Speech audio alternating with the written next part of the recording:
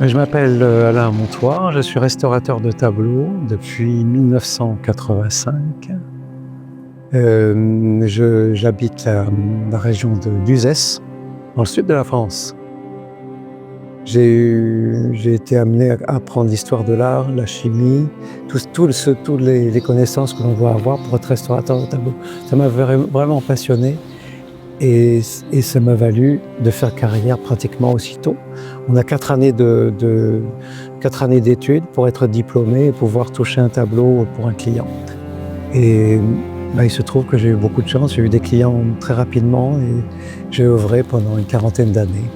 On voit tellement d'accidents qui sont dus à des mains hasardeuses et vraiment, faut être vigilant avec ça parce que ça fait appel à des connaissances dans plein de domaines, que ce soit le support de la toile, donc c'est partie bois, carton, peu importe le support, tout ça rend vraiment très complexe la restauration de tableaux. On peut être amené à refaire le profil d'une main sur un tableau qui a été déchiré, et si on n'a pas ces connaissances anatomiques du corps humain, ça va être problématique pour reconstituer cette partie, si on doit la reconstituer. Ça fait appel vraiment à ces connaissances artistiques. On ne devient pas restaurateur comme ça. Moi, j'ai eu la chance de démarrer, je pense déjà au bout de 5 ans, j'avais déjà des clientèles régulières. Donc ça m'a vraiment encouragé à continuer dans cette voie et ça s'est bien passé, ça se passe toujours bien. On excelle dans la perfection pour faire quelque chose, on ne voit plus rien. C'est très technique et très artisanal finalement. Si j'ai un tableau du XVIIe à restaurer avec une déchirure, je ne vais pas intervenir de la même manière que sur un tableau du XIXe ou du XXe, et un tableau contemporain encore moins. Donc tout ça fait appel à un esprit de logique pour pouvoir être capable d'utiliser les matériaux intelligemment et les adhésifs. Il y a plein de choses à connaître au niveau chimique pour pouvoir intervenir le mieux possible. Il m'est arrivé souvent d'avoir un tableau dans les mains et me dire « Attends, là, comment je l'attaque celui-là ?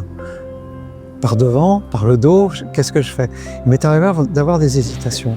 Je dois prendre du recul, réfléchir, à faire appel à mon esprit de logique.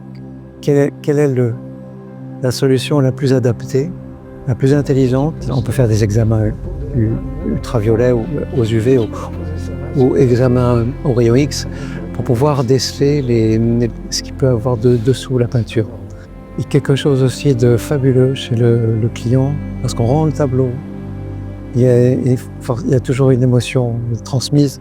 Ça va jusqu'aux larmes. Il y a des gens qui récupèrent leur tableau, ils en ont les larmes aux yeux tellement ils sont émerveillés du changement, ils retrouvent leur tableau de jeunesse, ils sont avancés dans l'âge et ils retrouvent « je me rappelle de cette lumière » parce qu'il ne faut pas oublier que les tableaux qui sont dans les maisons ont été accrochés au mur pendant 40, 50 ans, n'ont jamais été nettoyés. On nettoie bien les rideaux des fenêtres, mais les tableaux, on ne s'en occupe pas, ça reste accroché et c'est comme ça. Et lorsque le restaurateur fait un simple nettoyage, c'est incroyable, l'état du coton de nettoyage c'est bien souvent noir. Et ça montre toute cette différence. J'ai toujours eu envie d'apprendre, sauf à l'école. À l'école, j'étais très mauvais élève, parce que je regardais plutôt la nature que d'écouter le prof de maths. Bon, c'était ma façon d'être, j'ai toujours été comme ça. Et j'étais très vite intéressé par l'art, même si mes parents m'ont toujours dit que c'était pas un métier d'avenir. J'ai fait que ça finalement, j'ai travaillé que et j'en ai vécu. Malgré moi, j'ai vécu de ça. Malgré moi, en tout cas par ma passion.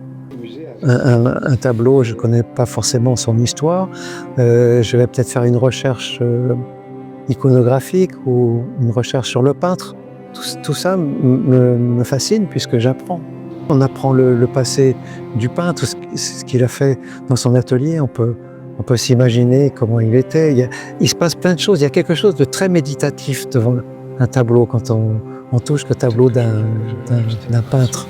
Capable de l'imaginer dans son atelier avec son vieux pelle à bois, de la vie qu'il pouvait avoir si c'était au XVIIe siècle, comment il était habillé. Donc je m'en vais dans l'imaginaire finalement, dans ce travail. J'ai plus l'impression de travailler d'ailleurs. À un moment donné, je travaille plus, je suis dans l'imaginaire, je suis avec lui en fait. Voilà. Si on ne donne pas de frontières, je suis avec lui. Pas mal comme image, ça, je la garde. Voilà.